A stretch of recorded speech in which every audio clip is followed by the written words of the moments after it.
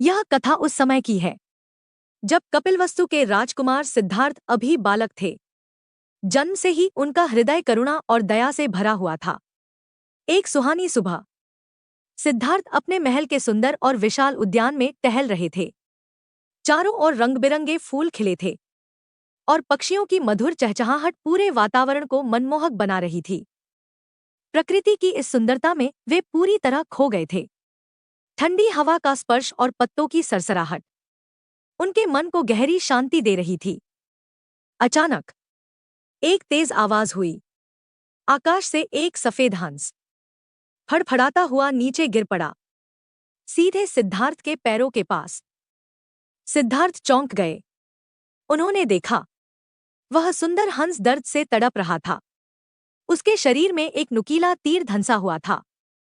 उसके दूध जैसे सफेद पंख खून से रंगे हुए थे। हंस की आंखों में भय और पीड़ा देखकर सिद्धार्थ का कोमल हृदय द्रवित हो गया। वे तुरंत झुक गए और बहुत ही सावधानी से हंस को अपनी गोद में उठा लिया।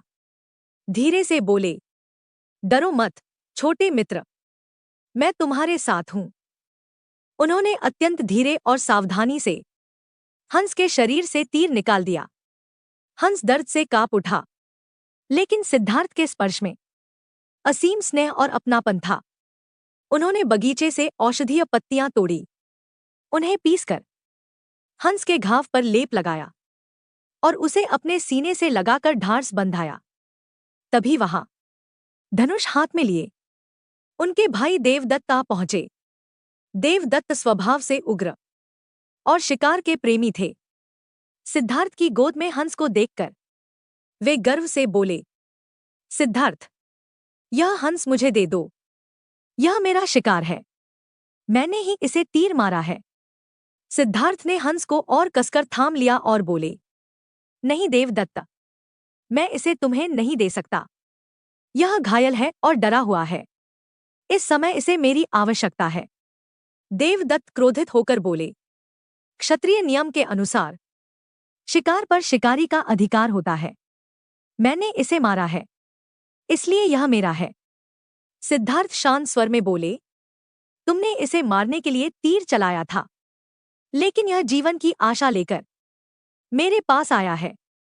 शरण में आए हुए प्राणी की रक्षा करना ही एक क्षत्रिय का सबसे बड़ा धर्म है। विवाद बढ़ गया और मामला राजा शुद्धोधन के दरबार तक पहुंच गया। एक और गर्व से भरे देवदत्त और दूसरी ओर अपनी छाती से घायल हंस को लगाए शांत और करुणामय सिद्धार्थ। देवदत्त बोले, महाराज, नियम के अनुसार शिकार पर मेरा अधिकार है।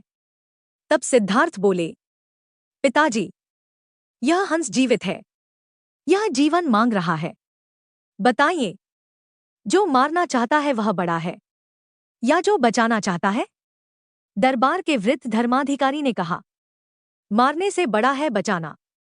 अतः इस हंस पर राजकुमार सिद्धार्थ का ही अधिकार है। कुछ दिनों बाद जब हंस पूरी तरह स्वस्थ हो गया तो सिद्धार्थ ने उसे मुक्त कर दिया।